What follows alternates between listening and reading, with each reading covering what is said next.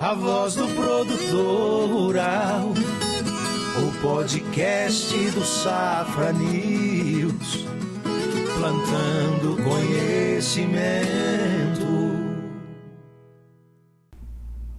Olá, para você que reconhece a importância do agro tanto para a economia quanto para a sociedade brasileira, seja muito bem-vindo ao primeiro episódio do Safras Cast, que é uma produção aí tanto da Rádio Bandeirantes Goiânia, plataforma safras.news, também aqui do Estúdio Pluri. E nós vamos começar esse primeiro episódio aproveitando o cenário para falar sobre o início da produção aí, do plantio da soja. Tá aí, o produtor já está se preparando para começar esse plantio, e esse ano, a safra 2023-2024, ela traz aí algumas peculiaridades. E a gente precisa, a fala aqui está tropeçando, mas é isso. Traz algumas questões que precisam ser consideradas e avaliadas, porque realmente esse ano ele está atípico se comparado com os últimos 3 anos. Para conversar sobre este assunto, a gente, claro, trouxe um especialista, Cristiano Palavro, ele que é engenheiro agrônomo, especialista em economia rural, ele é analista de mercado de commodities agrícolas e sócio-diretor da Pátria Agronegócios, uma plataforma de conteúdo voltado para a questão dos grãos, plantio de grãos. Tá no Instagram, segue ele lá. Cristiano, muitíssimo obrigada por aceitar nosso convite, por estar aqui com a gente nessa parceria. Muito obrigado, Fabiane, pelo convite. É um prazer estar aqui com vocês, discutindo esse assunto extremamente importante, né? Iniciamos um novo ciclo aí para a agricultura de grãos aqui no Brasil. Um ciclo que todos eles começam com grandes desafios, mas nesse ano um desafio um pouco maior, porque nós temos um desafio muito grande em termos de margens. As margens dos produtores estão extremamente apertadas para esse ano. A gente vai depender aí de um clima muito favorável e de preços pelo menos sustentados aí para o produtor conseguir passar por uma safra que começa já com um desafio muito grande em termos de renda da agricultura. Você já percebeu, né, produtor rural? Tem muito que conversar aqui, uma hora de conversa para falar sobre a questão de preço. O Cristiano já falou aí sobre a questão, vai depender do clima, e a gente sabe que a gente está passando também por um momento climático atípico, né? Então tem muito assunto, você vai ter condições com essa conversa de tomar melhores decisões, de entender melhor esse cenário agora que envolve. E olha, esse assunto disponível tanto na plataforma safras.news, vai estar disponível também no Spotify, disponível no nosso canal no YouTube e também lá na plataforma de vocês, né, Cristiano? No Pátria Agronegócios, né? Exato. Então, não tem desculpa, tem onde acompanhar todo esse conteúdo aí em vários canais digitais. Bora começar então aqui. Vamos começar lá. Aqui, Cristiano, você começou a falar sobre perspectivas, elas são um pouco atípicas, e você falou que em relação às safras anteriores, o produtor ele já tem que ficar atento quanto à questão de preços e à questão de custos. Vamos explicar por quê? Bom, vamos lá. Desde 2020... nós tivemos uma situação bastante favorável em termos de preços do produto final, né, da soja, do milho, outras commodities agrícolas, um fenômeno que aconteceu aí para diversos produtos. Qual foi o grande fato de 2020? A chegada da Covid-19, né? Nós tivemos o início da pandemia aqui no Brasil, em todo o mundo, e de fato o que essa pandemia trouxe foi um rompimento de algumas cadeias de produção industrial, logística, e o que isso gerou de imediato? Altas muito consistentes no câmbio, no dólar, no valor do dólar frente ao real brasileiro. Nós saímos ali do início de 2020 de um dólar de 4,15, 4,20 para um dólar que chegou a tocar patamares muito próximos dos R$6, e isso de imediato trouxe uma vantagem ao produtor que já tinha feito suas compras numa realidade de dólar diferente lá em 2019 e pegou realmente uma grande valorização de seus produtos ao longo de 2020. Depois disso, nós tivemos também problemas de safra importantes. Nós tivemos uma quebra de safra em 21-22, muito causada pelo aparecimento do fenômeno Laninha, né, que traz uma irregularidade de chuvas, principalmente para o sul do Brasil, para a Argentina também. Então, em 2021, 22, nós tivemos uma grande quebra de safra. Em 2022, 23, nós tivemos uma quebra de safra também importante no Rio Grande do Sul e na Argentina. Então, essa soma da pandemia com um dólar alto, uma valorização generalizada nas commodities globais, somadas à falta de oferta de soja soja entre os anos de 2021 e o início do ano de 2023 trouxe preços realmente muito agressivos ao produtor, que pôde surfar numa onda de margens muito positivas, o que levou também a uma agregação diária maior do que a gente vinha agregando nos últimos anos e investimentos muito altos por parte desses produtores em maquinários, em infraestrutura ou aquisição de novas terras. Então esses produtores aproveitaram esse momento. O produtor, a gente costuma dizer que ele é um otimista nato, né? Então ele reinveste muito no seu negócio, ele é um otimista no sentido de sempre que tem uma margem melhor, estar reinvestindo no seu negócio, crescendo o seu negócio, seja em tamanho ou seja em produtividade, né? Buscando mais tecnologia para aumentar a sua produtividade. E o que a gente viu ao longo de 2023 foi uma reversão desse cenário. Em março e abril desse ano, nós tivemos quedas muito profundas nos preços da soja, depois também nos preços do milho. E os custos de produção também caíram, mas não caíram na mesma intensidade da queda nos custos do produto final. Então a gente começa essa nova safra, Fabiane, numa realidade diferente. Hoje, o preço ofertado ao produtor em comparação com os custos que ele tem, realmente colocam a margem de lucro, né, muito apertada. O que eu quero dizer com isso? Se ele tem qualquer problema climático que venha afetar a produtividade dele, por exemplo, um problema de praga ou qualquer coisa que seja, ele não vai fechar as contas. A gente está falando diretamente da soja, e a soja tem margens muito apertadas. Quando a gente olha para o milho safrinha, que é muito difícil dissociar, né, o milho da soja, porque o produtor aposta realmente nessas duas culturas, hoje o milho safrinha, se você colocar na ponta do lápis, ele está dando prejuízo. Então você vê como a realidade em pouco tempo mudou dos gloriosos anos, digamos assim, em termos de preços que a gente teve entre 21 e 22 para agora, a realidade é totalmente outra. O produtor que fez investimentos também durante esse período de margens altas está com esses compromissos a pagar agora. Então realmente a gente começa uma safra com um cenário extremamente desafiador para o produtor. Nesse cenário desafiador, qual o melhor, a cautela provavelmente é o melhor comportamento hoje a ser adotado. Porém, você falou, já tem investimentos passados que foram feitos, né? Qual o melhor caminho, qual a melhor estratégia para tentar realmente driblar esse momento? Olha, o primeiro ponto precisa produzir.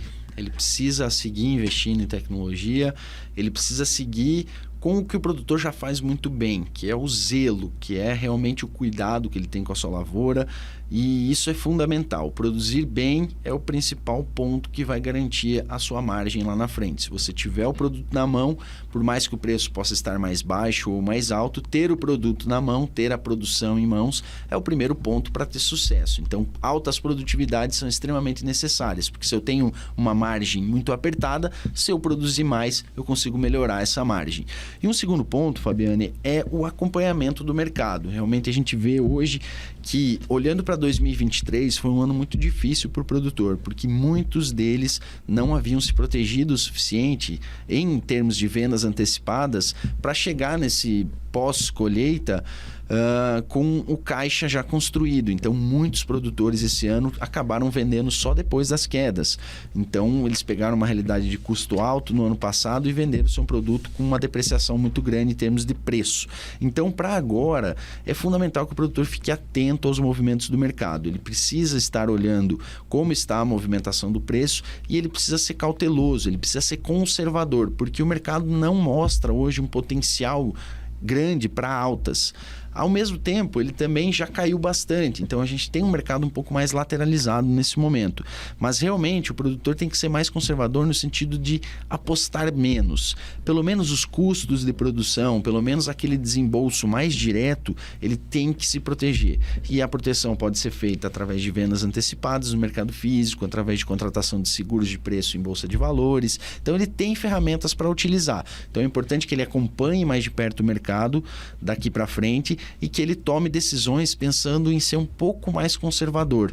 Vou deixar tudo para vender depois. E se esse preço cair? Então, realmente, pelo menos a parte de desembolso direto, que são os custos, ele tem que pensar com mais carinho em rodar esse ano mais seguro, especular menos, rodar um pouco mais seguro, que esse acaba sendo um ano mais para passar do que para almejar grandes margens. Cristiano, dentro desse cenário, como você colocou, 2020, todo aquele cenário de pandemia, o dólar, né, aqui para o Brasil, então acaba que o produtor, ele investe em dólar, mas ele também vende em dólar, então ganha, fica ali.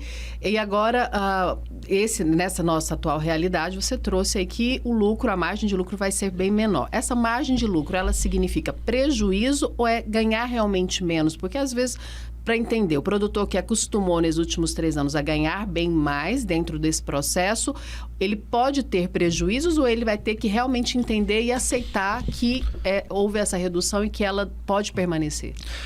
Hoje, dentro do atual cenário de custo e preços, a gente não pode falar necessariamente em prejuízo. Quando a gente olha especificamente para o custo da safra, né?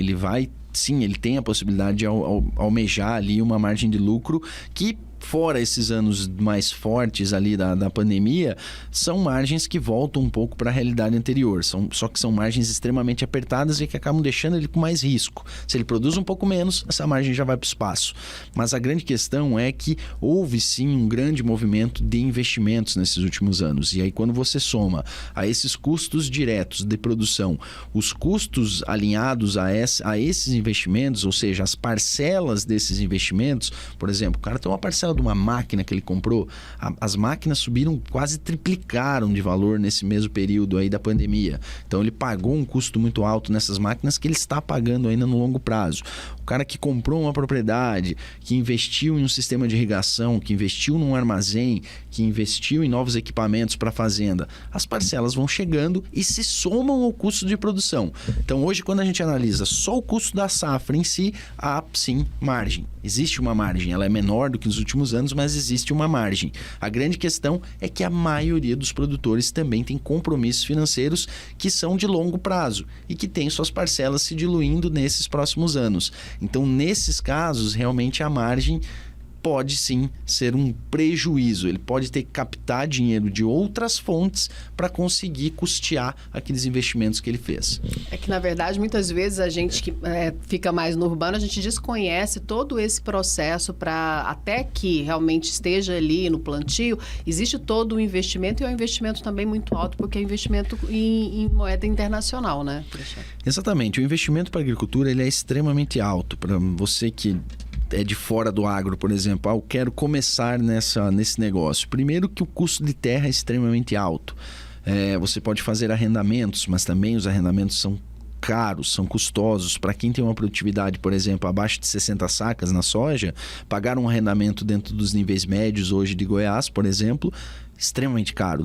A margem desaparece quando você tem uma produtividade nesses níveis, que não é uma produtividade ruim, mas hoje o mercado exige que se produza mais, porque realmente você precisa produzir mais para ter essa margem. E quando a gente fala lá no começo, Fabiane, que o produtor é um otimista, pensa só uma pessoa, um investidor, um empresário que pega o seu dinheiro, compra seus insumos e literalmente enterra esses recursos. Então ele está enterrando a semente, ele está enterrando os fertilizantes. Então realmente contando com que chova, contando com que as temperaturas não sejam extremamente altas, contando que não tenha uma geada, que não tenha um frio intenso, claro, para principalmente outras regiões do Brasil. Então, assim, realmente o produtor é um otimista nato e a gente vê isso no nível de reinvestimento dele. Ele sobrou recurso, ele reinveste na fazenda, ele amplia a fazenda, ele amplia o maquinário, ele amplia a tecnologia. Então, ele realmente aposta muito naquele negócio dele, ele é muito otimista com aquele negócio. É um negócio que tem boas margens, é um negócio que tem tido bons resultados, mas é um negócio também extremamente exposto ao risco, extremamente volátil, porque quando a gente fala de soja, a gente fala de milho, a gente está falando de commodities são afetadas por tudo. Subiu a taxa de juros nos Estados Unidos, afeta o preço da soja aqui. Teve um conflito armado no Oriente Médio, afeta o preço da soja aqui. Teve um dado chinês de economia um pouco mais fraco, afeta o preço da soja aqui. Então ele está envolvido num risco climático e um risco mercadológico muito grande. A questão da moeda que você comentou, hoje todo o mercado, por ser um mercado de commodities, ele tem uma base de preço única, né? Então, o início da formação dos preços se dá, principalmente na Bolsa de Chicago, nos Estados Unidos, onde os grãos são negociados em dólar. Então, o dólar também é extremamente relevante para o produtor. Então, se o atual governo, por exemplo, conseguir implementar reformas, entregar o prometido déficit zero em 2024, que é praticamente impossível, e o dólar venha a cair, por exemplo, para o produtor é ruim. Por mais que o custo dele seja formado em dólar também, o dólar afeta muito mais o preço do produto final dele do que o custo dele. Então, realmente, uma queda do dólar costuma ser ruim para o produtor. É claro que isso se adapta de um ano para o outro, não quer dizer que o produtor quer um dólar sempre alto, não é isso.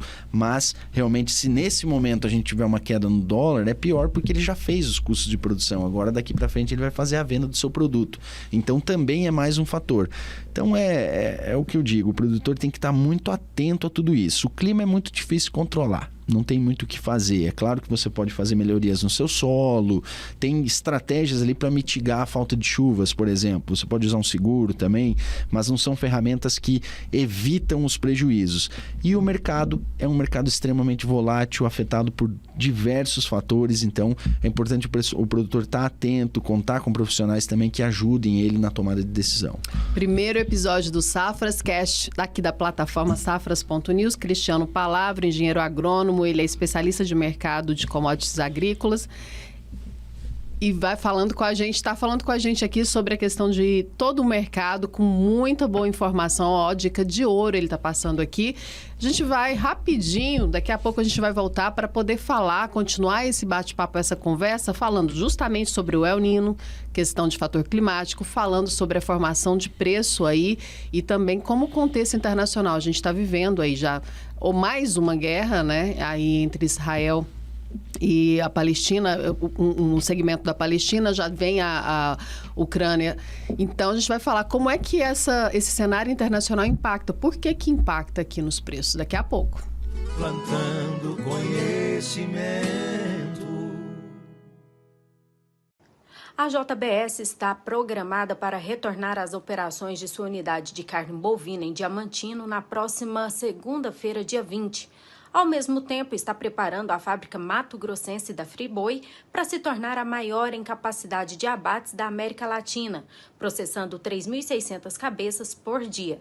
Inicialmente, serão investidos 300 milhões no local, como parte de um investimento total de 800 milhões, projetado pela JBS para ampliar a capacidade e implementar tecnologias de ponta na fabricação de produtos de maior valor agregado. A planta de Diamantino, pertencente à maior produtora de carnes no mundo, havia sido paralisada em junho devido a um incêndio que afetou parte das instalações, as quais originalmente podiam processar 1.500 cabeças por dia. Plantando conhecimento. Primeiro episódio aqui do nosso Safras Cast, isso mesmo, falando sobre a produção, a safra de soja 2023-2024. O Cristiano Palavra está aqui com a gente. Ele já deu algumas dicas ali no primeiro bloco, né? Sobre a questão, sobre o mercado, as perspectivas. E Cristiano, você falou muito sobre a questão de preço. Vamos entender como é que forma esse preço da soja? O que o produtor tem que ficar atento na formação desse preço para esse ano? Ótima pergunta, Fabiane. É um assunto extremamente assim do conhecimento do produtor, mas que nem todos têm na ponta da língua os detalhes de como esses preços são formados. Primeiro ponto é a gente precisa entender que a soja é uma commodity. O que é uma commodity? É um produto que tem um longo tempo de armazenagem, é um produto que é produzido em escala global e consumido em escala global. E tem como uma característica principal de uma commodity, ele ter um centro de referência de formação de preços. Então, ele tem uma base de formação de preços global e que serve para todos os países. Qual é a base de preços da soja hoje? A Bolsa de Chicago, a Bolsa de Valores de Chicago. Então, esse é o primeiro ponto de formação dos preços da soja. Então, o início do preço da soja nasce com a cotação da Bolsa de Chicago. E isso traz um ponto importante também. Antigamente, era muito mais simples analisar o mercado de soja. Por quê? Porque ele dependia basicamente de oferta e demanda. Tinha muita soja, o preço cai. Tinha pouca soja, o preço sobe. Tinha muita demanda, o preço sobe. Pouca demanda, o preço cai. Agora, a gente tem hoje uma participação muito grande do mercado financeiro e da macroeconomia em geral na formação dos preços. Então, não é necessariamente... É claro que a oferta e demanda ainda é um fator primordial para a formação dos preços, a oferta ou não dessa soja, se tem mais ou menos no mercado, mas hoje toda a commodity ela é financiarizada, ela tem um alto efeito aos preços da posição de fundos investidores, por exemplo, que atuam no mercado de soja, milho, petróleo, assim como atuam no mercado de ações, no mercado de juros. Então, tudo isso interfere na formação dos preços. Então, lá em Chicago, a base formadora de preço para a soja no mundo inteiro é o primeiro ponto ali para a formação do preço da soja aqui em Goiás ou no interior do Brasil. Qual é o segundo pilar de formação dos preços? Os prêmios de exportação. Hoje, em média, cerca de 62% da soja brasileira produzida aqui é exportada no formato de grão. Se a gente soma o que também é exportado como farelo, como óleo, a gente tem quase 80% da nossa soja sendo exportada hoje. Então, a base de formação de preços aqui dentro do Brasil, ela depende muito mais do cenário externo, do cenário exportador, do que do mercado interno. E o que são esses prêmios de exportação? Os prêmios de exportação são um valor que é adicionado ou subtraído do valor de Chicago em cada porto do Brasil ou do mundo. E o que esse prêmio reflete? Ele reflete principalmente a logística e a oferta e demanda. Se a gente tem muita oferta no Brasil, os preços em Chicago podem ficar estáveis e os prêmios caírem porque a oferta está muito concentrada aqui. E isso foi muito evidente em 2023. O que aconteceu? Nós tivemos uma queda de cerca de 30 a 40 reais no preço da soja em relação ao ano passado. Qual foi desses dois fatores, Chicago e prêmio, o que caiu com mais consistência? O prêmio. Por quê? Porque Chicago fica dentro dos Estados Unidos, então ele reflete muito mais o mercado norte-americano do que necessariamente o mercado brasileiro e o mercado global. É claro que o Brasil hoje já é o maior produtor e exportador mundial de soja, mas ainda assim a Bolsa de Chicago ela é mais relevante do que os contratos negociados aqui no Brasil em termos de formação do preço. Lá nos Estados Unidos não havia excesso de soja, eles tiveram uma quebra de produção no ano passado, tiveram uma pequena quebra esse ano também, então lá o ajuste entre oferta e demanda está bem estreito. Aqui no Brasil não, nós tivemos uma grande safra no ano passado.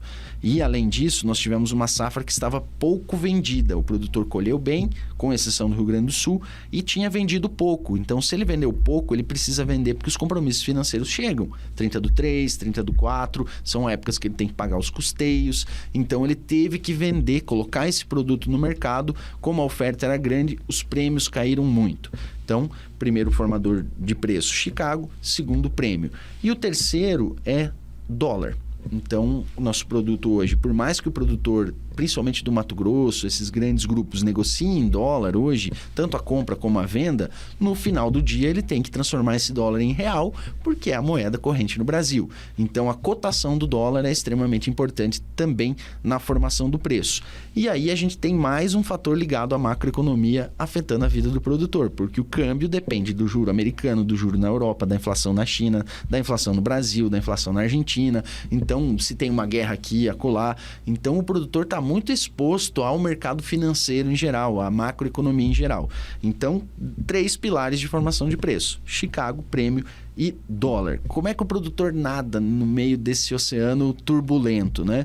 E realmente entender aonde cada fator vai alterar a formação do seu preço. Será que Chicago tem um suporte hoje porque os Estados Unidos estão perdendo safra? Sim, importante pensar nisso.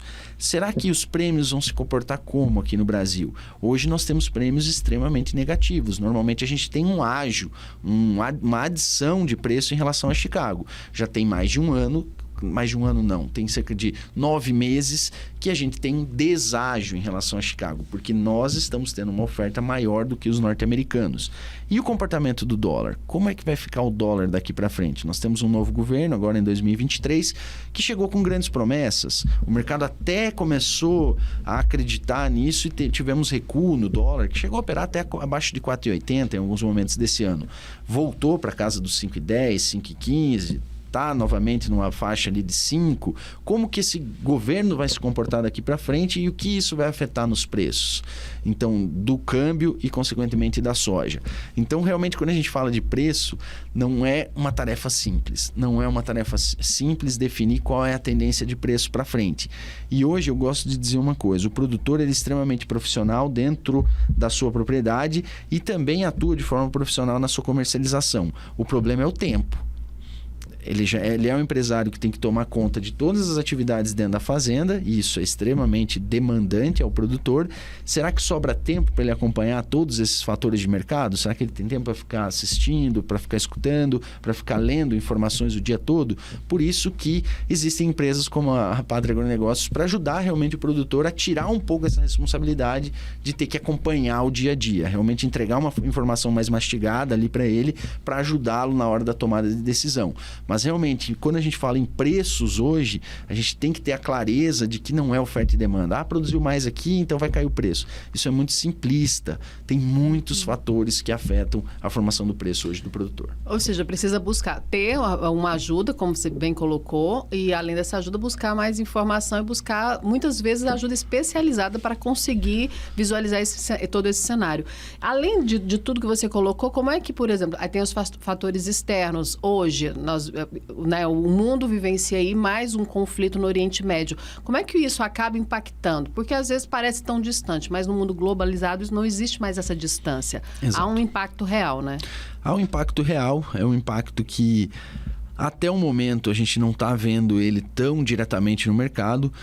A região ali do novo conflito no Oriente Médio é uma região extremamente importante e é uma região que eu gosto de chamar, é um barril de pólvora, na verdade, né? A gente tem um Estado independente, democrático, com características mais ocidentais, né? Ali no centro, que é Israel, cercado por países de maioria muçulmana, que tem um percentual não alto, mas significativo, de pessoas um pouco mais radicais, né, mais extremistas, e isso leva a um potencial conflito maior, né, que é o quê? Hoje a gente tem um conflito mais concentrado entre Israel e o Hamas, mas a gente vê que já tem alguma atividade vinda do Líbano, principalmente pelo Hezbollah.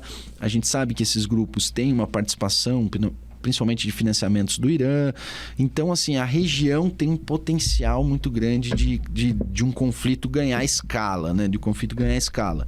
Por que o impacto hoje é menor? Porque realmente é uma região pequena. A gente está falando de uma região territorialmente pequena e um conflito muito localizado ali na faixa de Gaza e nas proximidades. Os palestinos, de forma geral, não são extremamente relevantes em termos de comércio exterior com o Brasil. Israel já é um pouco mais, é um grande comprador de carnes brasileiras, carne bovina principalmente, é um grande comprador de farelo de soja e também é um importante vendedor de insumos ao Brasil. Tem uma relativa participação aí no mercado de fósforo vendido ao Brasil e também de potássio. A região ali também é importante fornecedor de nitrogênio, então também é um ponto de atenção no mercado nesse momento. Qual é o grande risco, Fabiane? Que realmente o conflito ganhe escala, que a gente entre com participação dos Estados Unidos, participação do Irã, que a logística marítima da região seja prejudicada. É uma região importante na produção de petróleo, e petróleo serve para tudo, inclusive o combustível que chega até a nossa bomba. Se a gente tem uma alta no petróleo internacional, a gente vai ter um encarecimento do diesel, da gasolina, e aí vai impactar na inflação e vai impactar a nossa mesa de casa, vai impactar tudo.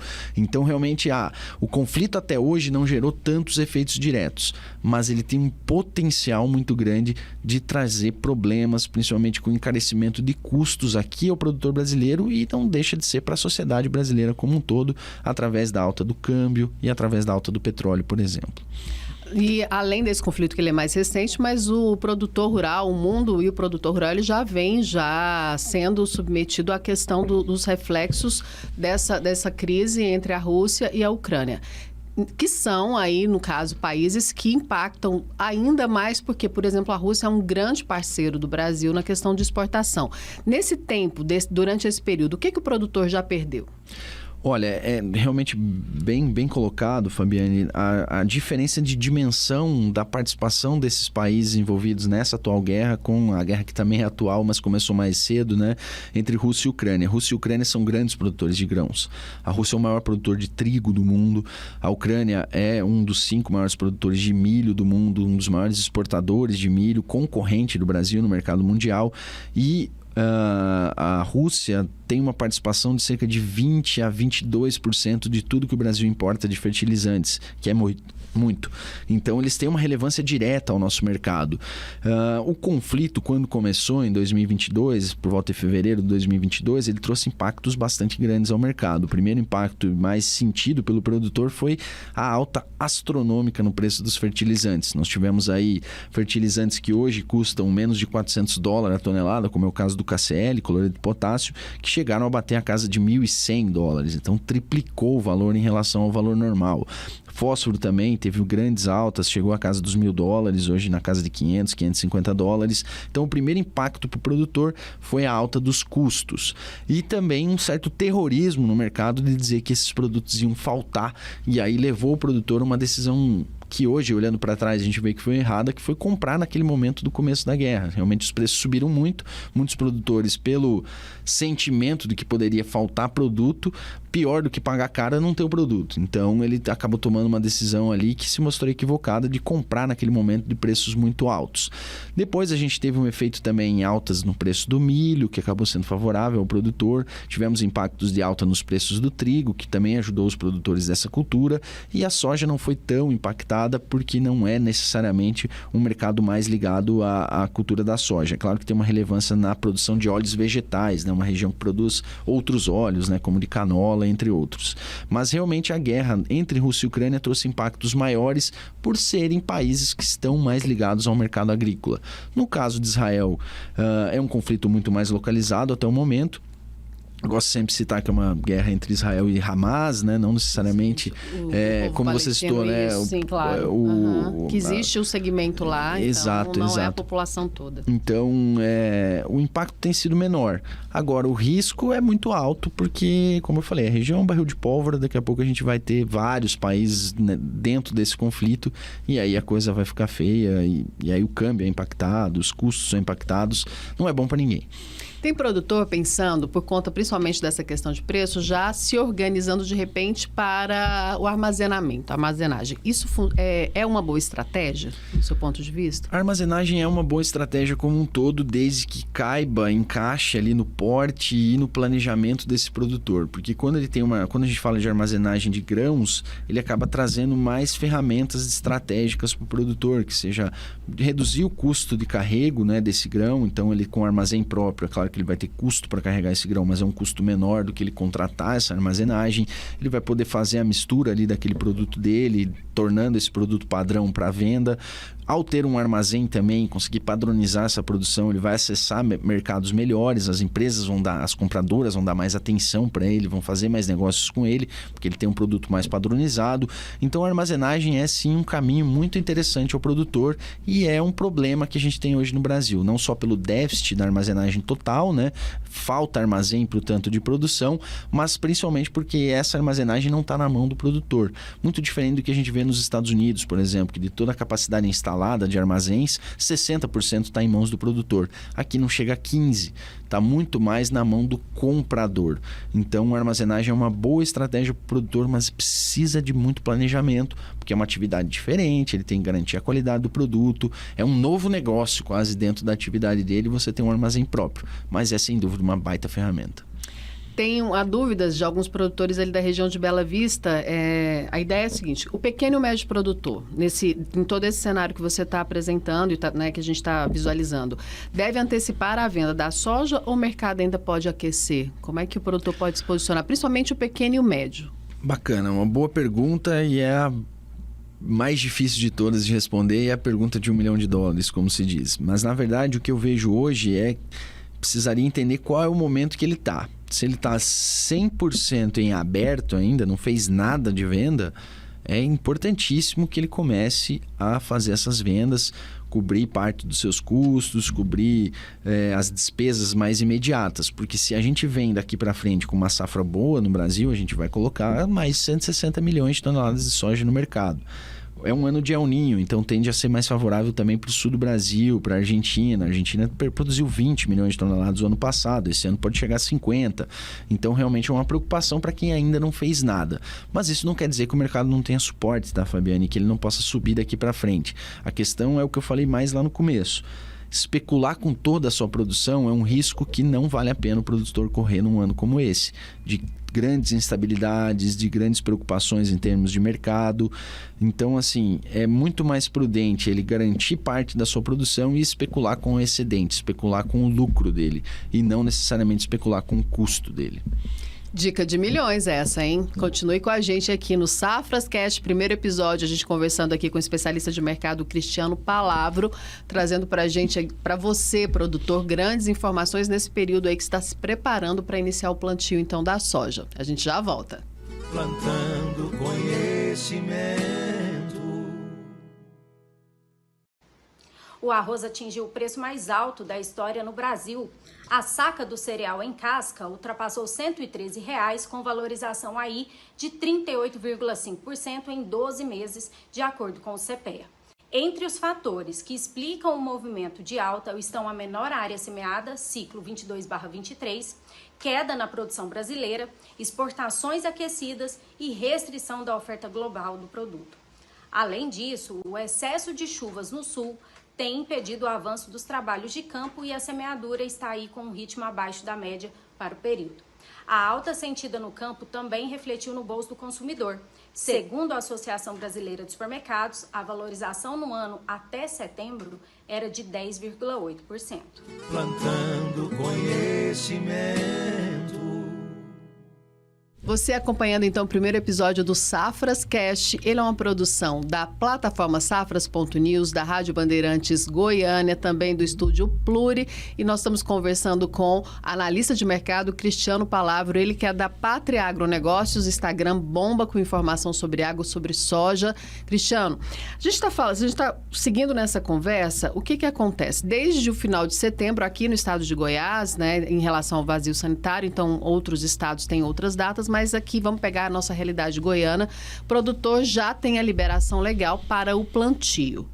E a gente está num ano atípico também em relação à questão climática, muito indefinido. Não se sabe muito o que vai acontecer. Qual o melhor momento para começar a plantar? Já tem aí gente plantando, né? Sim, a gente está com um plantio já bem adiantado aqui no estado.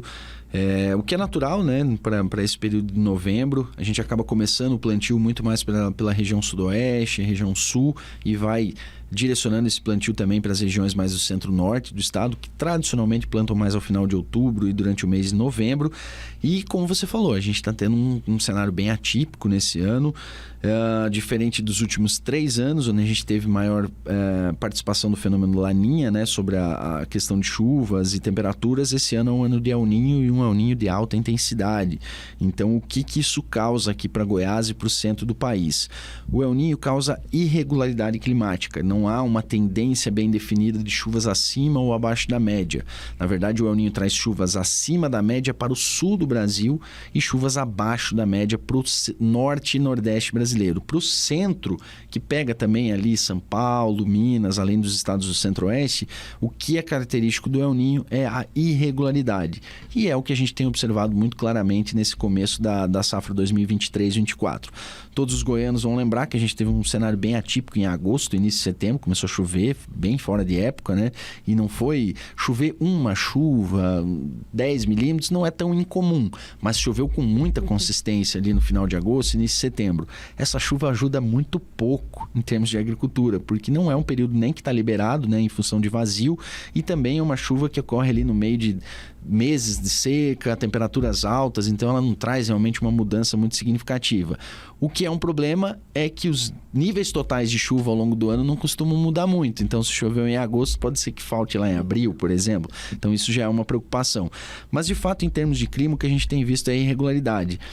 Regiões que receberam chuva cedo, começaram o plantio cedo e depois teve um corte ali ao longo de outubro e tiveram até risco ou até a necessidade de replantio. O plantio engrenou aqui em Goiás muito mais ao final de outubro, quando as chuvas começaram a ficar mais consistentes, especialmente para o sudeste do estado, o centro e no norte do estado o plantio caminhou mais lento realmente nesses últimos dias. Mesma realidade observada por Mato Grosso, por exemplo, que é o maior estado produtor brasileiro e que teve regiões que plantaram super cedo, como a região do Médio Norte, ali Mato Grossense, ao 63 Norte, Sinop, Sorriso, áreas que estão boas, receberam boas chuvas, enquanto regiões ali de Primavera do Leste, Rondonópolis, Vale do Araguaia, tiveram ali até que replantar boa parte da área porque choveu cedo e depois cortou. Então o El Niño causa realmente essa questão de irregularidade. Uma outra questão muito típica do El Niño é o excesso de chuva, algo que está claramente acontecendo no sul do Brasil, né? Excesso de chuva no Paraná, excesso de chuva em Santa Catarina, Rio Grande do Sul, efeitos graves climáticos nas cidades também, com inundações, né? Então esse é um ano de El Niño. O que o El Niño está nos mostrando? Que essa irregularidade aqui para o Centro-Oeste, ela tem grande chance de continuar até janeiro, pelo menos. Então a gente pode ter uma safra aí com muitas dificuldades pela frente, o aparecimento de veranicos, as temperaturas foram recordes esse ano. Eu, particularmente, moro há 12 anos aqui em Goiás, nunca tinha visto um calor tão intenso. Realmente foi muito quente, isso atrapalha muito a agricultura também, paralisa o crescimento das plantas, aumenta a perda de umidade nos solos. Então, realmente, o clima promete trazer complicações. Isso é bom para preço, mas para quem pode perder safra é muito complicado, né? Então, é um ano desafiador também em termos de clima. Vamos ver o que acontece. E me preocupa muito também, Fabiano, o que vai acontecer na segunda safra. Os últimos episódios de El Niño com uma intensidade alta foram bem ruins em termos de safrinha, com um corte precoce das chuvas. Então é mais uma preocupação que o produtor vai ter lá na frente. Na nossa conversa você trouxe que o interessante até para a questão de preço dentro desse cenário seria o produtor conseguir honrar já os investimentos passados que foram feitos, um aumento de produção. Aí dentro de toda essa realidade, considerando a questão do clima, a gente observa que pode acontecer uma redução. Há uma expectativa, porque há uns 3, 4 anos que a safra brasileira ela vem batendo recorde. As metas e ano a ano. Para esse ano, você acredita, como analista de mercado, você visualiza uma possibilidade de não conseguir, de manter o mesmo patamar da safra anterior? Você acredita que mesmo com todas essas dificuldades, há espaço para crescer? Há espaço para crescer. Um ponto importante é que a gente deve crescer menos.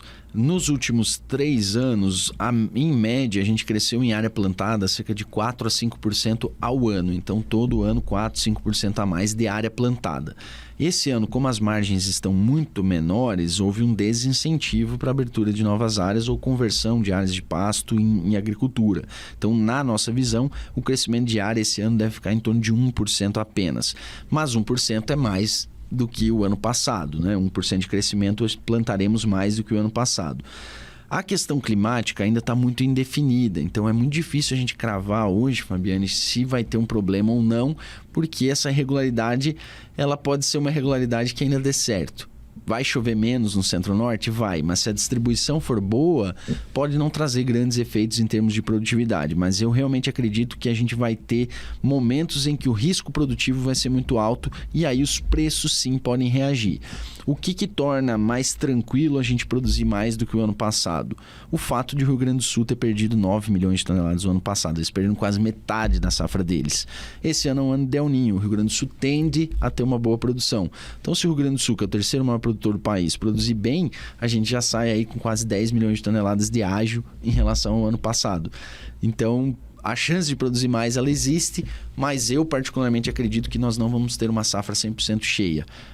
Penso aí que vamos ter muito risco e perdas de produtividade para os estados do Tocantins, o estado do Maranhão, o estado do Piauí, Bahia. Aqui em Goiás. Aqui em Goiás, principalmente no Centro-Norte, a gente vai ter mais risco, que é característica bem típica do El Niño. E é importante até comentar que o último El Niño de intensidade um pouco maior aqui no país foi em 2015 e 16. 2015 e 16, o Norte e Nordeste brasileiro tinha baixíssima relevância em termos de produção. Parece próximo, né? 8 anos atrás, mas nesses 8 anos, Maranhão, Piauí, Tocantins, Norte de Goiás, Norte do Mato Grosso, Bahia, cresceram muito em termos de área e relevância na produção nacional. Então, esse ano esses estados fazem uma diferença muito maior. Se eles tiverem problema, a gente vai ter sim os níveis produtivos brasileiros caindo e isso pode impactar positivamente os preços. E é interessante o produtor ficar atento também, porque assim, os próprios institutos meteorológicos, eles estão indecisos em relação a esse cenário, porque nesse ano de 2015 o El Niño, ele teve um aquecimento muito do Pacífico, porém o Atlântico não. Então, já tinha-se uma leitura, referências para se fazer uma leitura. Esse ano o Atlântico também está aquecido, então não há nenhuma referência para mais próxima para poder seguir e falar, olha, pode ser e essas seriam as condições. Então, o produtor rural, onde é que ele vai buscar essa informação climática? Porque tem que entender de preço. Tem a questão do clima que agora não está tendo nem referência para esse ano. Aí é bem arriscado mesmo, né, Cristiano? É bem arriscado. Só que depois da safra plantada, Fabiane, não tem muito o que fazer. Então agora é contar com São clima, Pedro, contar com um clima favorável, porque ele não vai conseguir tomar atitudes ali de manejo que venham a melhorar o aproveitamento de água. Isso tem que ser feito ao longo dos anos, no preparo do solo, na melhoria estrutural do solo, o uso de culturas ali que tem uma maior resistência, principalmente para a safrinha. Então, depois que plantou, agora é torcer para que caia a chuva. Claro que para quem tem irrigação, o cenário é diferente, né? Mas não é a realidade da maioria. Então, daqui para frente é contar que essa água chegue em momento certo e que ele venha produzir. Tá aí, então, olha, gente, você está acompanhando aqui o primeiro episódio Safras Cast. Você acompanha esse conteúdo tanto no YouTube da plataforma safras.news, na plataforma também vai ter o link lá para você acessar, também pelo Spotify, também lá no Pátria Agronegócio, né? O conteúdo vai estar disponível lá, então tem muita informação de qualidade. Cristiano Palavro, ele é analista de mercado, trazendo essas informações, dicas de ouro para você, produtor rural, que já começou o plantio, que está se preparando para começar o plantio agora no mês de novembro, e também a questão de colheita, formação de preço, a influência climática, né, em todo esse processo. E a gente vai dar um tempinho, mas a gente volta porque nós vamos falar sobre política agrícola. Não tem como não falar sobre esse assunto, né? Plantando conhecimento. Deputados e senadores discutem vetos presidenciais, destacando a controvérsia em torno do marco temporal para a demarcação de terras indígenas. Lula vetou a exigência de ocupação ou reivindicação até 5 de outubro de 1988. O STF considerou inconstitucional o dispositivo aprovado pelo parlamento. O presidente também vetou a exploração econômica das terras indígenas e limitações aos não indígenas que possuem áreas demarcadas. Os vetos podem ser rejeitados parcial ou totalmente, com a maioria absoluta de votos. A Frente Parlamentar da Agropecuária, segundo Pedro Lupion, apoia a demarcação desde que não prejudique os produtores rurais. Atualmente, 14,1% do território brasileiro é ocupado por indígenas, concentrados principalmente nas regiões Norte e Centro-Oeste. Plantando conhecimento. Tá aí, dicas de ouro para você no primeiro episódio Safras Cast. Nós conversando aqui com Cristiano Palavro, especialista em commodities agrícolas. Ele é engenheiro agrônomo também. Cristiano, a política agrícola, as políticas, elas interferem nem tanto, né? Quando eu trabalhava na federação, o Zé Mário, ele falava uma coisa que eu achava bem interessante, o presidente lá da FAEG, que se não puder ajudar, melhor, então pelo menos não atrapalha, que muitas vezes acaba entrando com algumas políticas e atrapalhando o produtor rural. Nesse novo cenário, a gente tem aí uma nova liderança política agora em relação às safras anteriores. E o que o governo já apresentou? Tem aí o Plano Safra, que foi anunciado, tem decisões políticas interferem também no câmbio. Como é que o produtor ele tem que olhar essa situação política e como isso pode interferir na produção e na safra desse ano agora? Bom, o primeiro ponto, Fabiane, eu acho que é o sentimento do empresário rural, que não muda muito em relação ao sentimento do empresário como um todo. Houve um certo desânimo, né, depois das últimas eleições, não necessariamente por questões políticas, mas de um certo desânimo em relação ao que poderia vir de escolhas desse novo governo, né? Governos mais ligados à esquerda, vamos dizer assim, eles tendem a ter uma questão de mais gasto público, menos preocupação com a saúde fiscal, e a gente veio interrompendo ali um ciclo de certa prosperidade em termos de decisões econômicas, que trouxe o Brasil para um cenário interessante mesmo com a pandemia, que afetou tudo isso, né? Então, o sentimento do empresário rural ficou um pouco abalado no pós-eleição, e ele chega um pouco abalado nessa safra, no sentido de minimizar, de reduzir o apetite por crescimento, de reduzir o apetite por investimentos. Então esse foi um primeiro efeito sentido assim no agro, que eu acho que se reflete em todo o segmento empresarial brasileiro. Passado isso, a grande preocupação veio para o lado cambial, porque essa questão de saúde fiscal do país, entre arrecadação e despesa, ela é extremamente importante para a formação do preço do dólar, porque a formação do preço do dólar, ela depende de oferta e demanda. Quanto mais dólar tiver aqui dentro do Brasil, menos ele vai valer. Quanto menos dólar tiver aqui dentro do Brasil, mais ele vai valer. Então, o sentimento do investidor estrangeiro de colocar os seus dólares aqui dentro do Brasil é o que define a taxa de câmbio. E a gente vê que, apesar de um certo otimismo, que eu nem diria otimismo, mas um voto de confiança dado ao novo governo nos primeiros meses, isso já veio se perdendo depois, porque realmente se notou que era um governo mais padrão esquerda, aumento de gasto e uma tentativa de aumento de arrecadação através do quê? Aumento de imposto. Então, todos nós brasileiros vamos sofrer gravemente com o aumento de impostos daqui para frente. E a gente está falando aqui de agro, mas o setor que tem que ficar mais preocupado, na verdade, é o setor de serviços, que afeta a maioria dos brasileiros e é o que deve ter os maiores aumentos de encargos. Então, a gente já tem essa saúde fiscal abalada, o déficit zero, que era prometido para 2024, já se fala que não é uma realidade.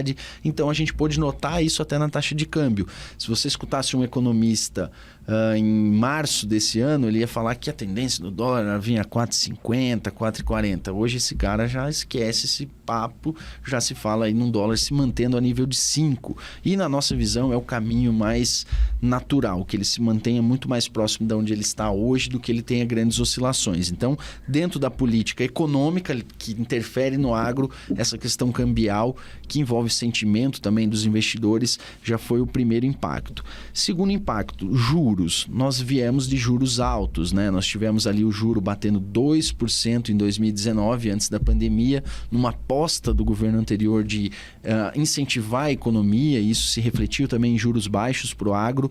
Depois, com a pandemia, a inflação começou a subir muito rapidamente e aí o governo teve que tomar a atitude de subir juros para tentar controlar a inflação. Deu certo, a inflação caiu bastante e agora a gente vê esse novo governo seguindo a linha de redução de juros. Mas o juro ao produtor, como está? Alto em relação ao comparativo que a gente tinha com o passado. Então hoje o produtor está acessando taxas normais do mercado livre, né? Sem grandes incentivos. O Plano Safra, apesar de liberado, o que a gente ouve e acompanha muito bem, inclusive dos agentes bancários, é que o dinheiro está difícil, não sai, não está fluindo muito bem.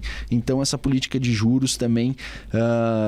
mesmo em queda, o dinheiro disponível ao produtor está um pouco mais limitado e mais caro, porque ele está tendo que buscar mais agentes do mercado privado. Outros 2 pontos que me preocupam em relação à política agrícola. Propriedade, né? O direito à propriedade. A gente está vendo aí a questão do marco temporal indígena, esses aumentos previstos para áreas indígenas. Não que o povo indígena não mereça, não tenha os seus direitos, mas a gente está falando de áreas que já estão há mais de 50, 60 anos na mão desses produtores. Hoje a gente tem que lembrar que mesmo com uma população indígena muito pequena, eles detêm hoje quase 20% do território nacional. Será que é terra que falta para esses indígenas? Será que não é suporte, não é outra coisa? Será que existem outros interesses por trás da luta indígena? Porque realmente terra não parece ser a necessidade. Eles têm muita terra. O que eles vão fazer com isso tudo? Mas enfim... E tem uma coisa também em relação a essa sua colocação, porque é o que se coloca e já conhecendo algumas realidades de algumas aldeias que eu visitei. É o mesmo para o produtor rural, o pequeno produtor. A terra na mão de uma pessoa, onde não oferece o recurso, o subsídio e toda uma orientação, não faz muito sentido, porque vai ser subaproveitada, né? Exato. Então, assim, a questão ideológica de que é preciso, sim, tem a questão cultural, tem a questão dos povos indígenas que precisa ser olhada com carinho e com muita atenção.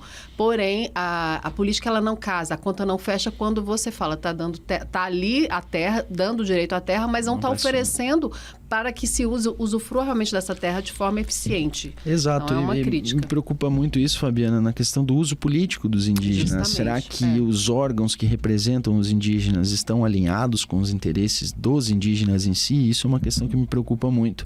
É o mesmo, por exemplo, da briga dos sem terra, por exemplo. A reforma agrária é um direito de todos, é um negócio extremamente importante. Mas será que esse movimento, o MST, é o verdadeiro representante desse pessoal? Eu costumo dizer, se você for perguntar a um militante do MST qual é a época de plantar milho, talvez ele não saiba. Mas se você perguntar questões ideológicas, você vê o movimento como um todo nas suas redes sociais, nos seus posicionamentos, que parece ser um movimento muito mais político e ideológico do que um movimento ligado à produção rural. Então, essa questão do MST é outra que dentro da política agrícola preocupa, porque realmente há um descasamento entre os interesses reais do povo que quer a reforma agrária, que quer trabalhar com a terra, que quer receber uma terra e as condições de trabalhá-las, do que o movimento especificamente busca, né? Então, nesses 4 pontos, direito de propriedade, terras indígenas, juros e câmbio, é onde eu vejo que o governo tem sua atuação principal e é onde a política agrícola nos preocupa de certa forma. Cristiano, para a gente fechar então, que eu agradeço mais uma vez, viu, sua presença, sua parceria com a gente aqui, abrindo agradeço o convite.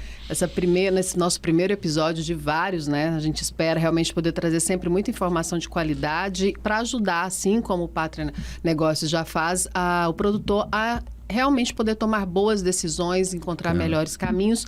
E aí uma pergunta de mais um seguidor ali do Instagram, ele mandou perguntando o seguinte, ele diz que as sementes transgênicas, elas ocupam a maior parte das comercializações.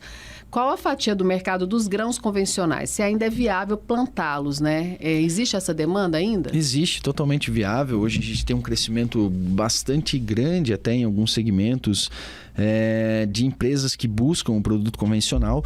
Realmente as sementes transgênicas dominam o mercado hoje pela melhora no manejo que elas trazem, né? Ninguém planta transgênico porque quer, porque acha melhor, não, é porque ele traz um benefício de manejo bastante interessante, como é o caso da soja resistente a lagartas, como a soja resistente ao glifosato, o milho resistente a pragas. Então ele diminui a necessidade do uso de químicos, por exemplo, né, nessas sementes transgênicas. Mas o mercado de convencionais é um mercado que tem sim seu nicho, tem crescido. O preço é muito mais alto, né, do produto convencional do que o produto transgênico, principalmente no caso da soja. A gente tem um crescimento muito importante também da produção de alimentos orgânicos, né, que também não podem ser transgênicos, né? Soja orgânica para destinação da produção de ovos orgânicos, carne de aves orgânicas, carne de bovino. Então é um segmento extremamente importante que tem seu espaço, nunca vai acabar. A pesquisa acaba se direcionando muito mais para os transgênicos, que é o grande mercado, né? Mas os convencionais estão no mercado, há uma certa dificuldade a mais para trabalhar com eles, para ele não ter essas vantagens de manejo, né, que os transgênicos têm, mas tem seu nicho, tem espaço e realmente tem preço diferenciado no mercado, porque ele é mais difícil de produzir, ele produz menos, né? Então, sempre vai ter esse mercado e a gente espera que ele cresça também.